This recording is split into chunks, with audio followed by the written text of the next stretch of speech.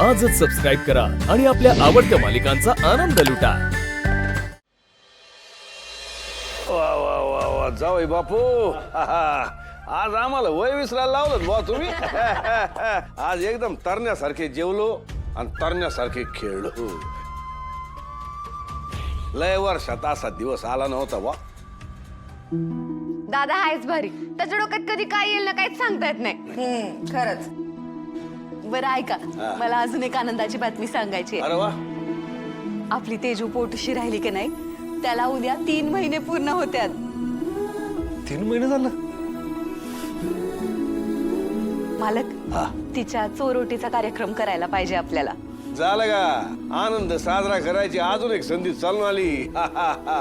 करू करू करू, ज्यांना बोलवायचं त्यांना बोलवा तुम्ही। नाही नाही, हा फार कुणाला बोलवायचं नसतंय बाहेरच्यांना, घरच्यांपुरताच करायचा असतोय कार्यक्रम, म्हणून तर त्याला चोरोटी म्हणतात। असे होय। तुम्ही सगळ्यांनी उद्या बंगल्यावर यायचं। तेजू 3 महिने कधी झालं कळलं पण नाही ग। उद्याचा कार्यक्रम आहे ना, जल्लोषात करायचा आपण।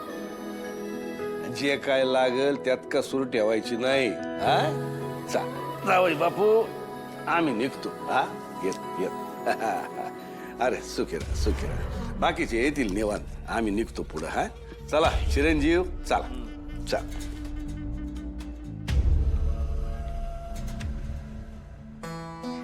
आत्या, अगं ते कार्यक्रमाचं सांगितलंच पण त्यात करायचं काय असतं तेच माहित नाही। अरे तुला कशाला माहित असायला पाहिजे? का? तुझ्या आईला म्हणजे आशा वहिनीला सगळं माहित आहे की। तिला बी उद्या कार्यक्रमाला घेऊन ये।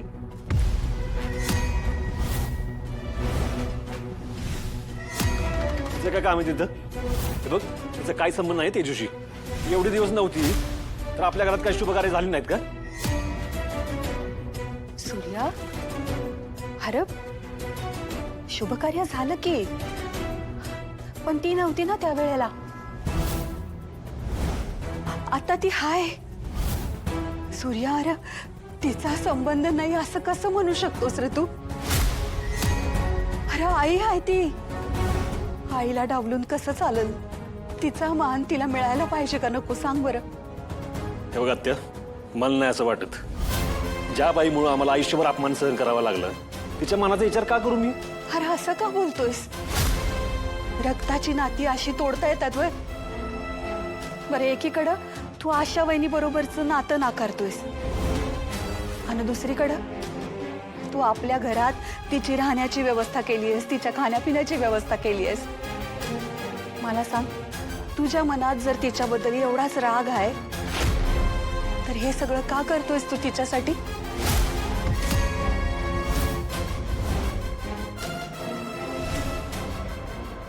माणुसकी म्हणून। मग त्याच माणुसकीच्या नात्यानं उद्या तिला कार्यक्रमाला घेऊन ये। ऐक माझं सूर्या, अरे कुठल्या बी आईसाठी पोरांचं सुख हे सगळ्यात महत्वाचं असतंय आणि जगातल्या कुठल्या बी आईसाठी आपल्या लेकीला आई होताना बघणं यासारखं मोठं सुख नाही रे। मला सांग, हे सुख आशा वहिनीपासून हिरावून घेऊन तुला काय मिळणार आहे? सूर्या, अरे तेजूचं कन्यादान झालं, धनूचं कन्यादान झालं, या सगळ्यात आशा वहिनी नव्हती आपल्या बरोबर, पण आता ती हाय ना। मग निदान आता या कार्यक्रमात तरी तिचा मान तिला मिळू दे की। हवं तर यो माझा हट्ट हाय असं समज, माझ्यासाठी तरी नाही म्हणू नकोस।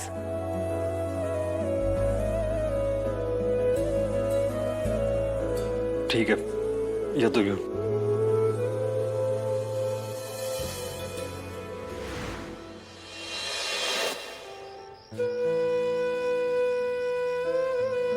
मला माहिती आहे तू कुठला विचार करतोस। आईंना तेजूच्या घरी पाठवून आपण चांगलं केलं का नाही हाच विचार करतोस ना?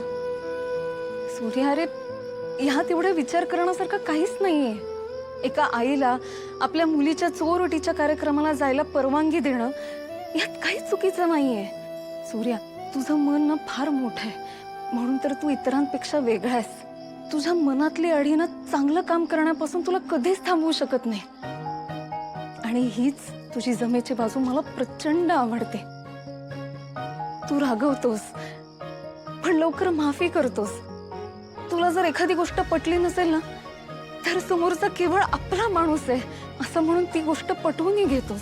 आणि हीच गोष्ट ना तुला इतरांपेक्षा वेगळी बनवते रे सूर्या. मला नाही वेगळं बनायचं. सगळी माणसं जगतात तसं मला जगायचं होतं.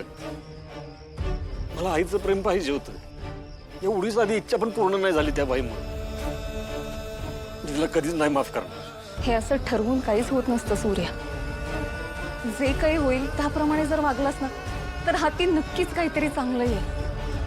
हा पण जर मनात अढी ठेवून वागलास ना तर समोरच्या माणसाचा खरेपणा तुझ्यापर्यंत कधी पोहोचणारच नाही रे.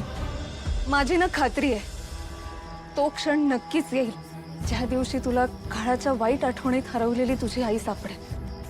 कोणास ठाऊक असं वागण्यामागे त्यांची काही वेगळी कारणं असतील आणि ती तुला कळल्यावर तू त्यांना माफ करशील, स्वीकारशील त्यांना. सूर्या, माझ्या शब्दांवर विश्वास ठेवून तू आईंना परत घरात आणलंस त्यासाठी खरंच थँक्यू.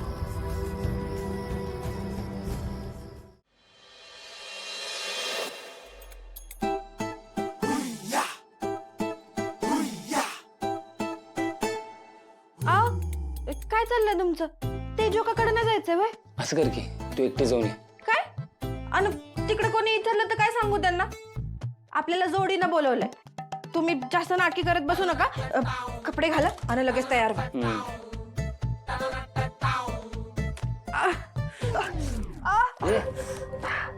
काय झालं? लचक बिचक भरली का काय? काय माहिती अचानक खांदा दुखला.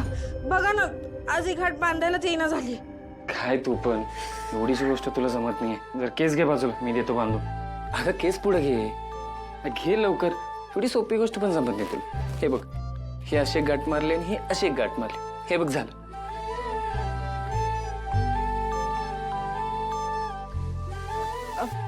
तुम्ही थांबा मी आले. हे घ्या हा कुर्ता घाला. आओ तुम्ही ना उगा माझ्याशी वाद घालत बसू नका. मी तिकडे कुणाला बी उत्तर देत बसणार नाही. हा कुर्ता घाला आणि तयार व्हा. आपण तेजोकाकडे जातोय बस. काय फॅमिली राव याची. कधी क्रिकेट खेळायला बोलवतात तर कधी असा बायकांच्या कार्यक्रमाला बोलवतात. माझ्या आयुष्याचा सगळा गुंताच होऊन बसलाय.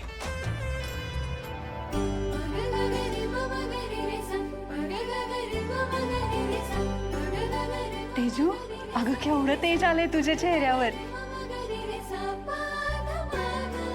डॅडी, या जावई बापू. सुखीरा सुखीरा सुखीरा. अक्का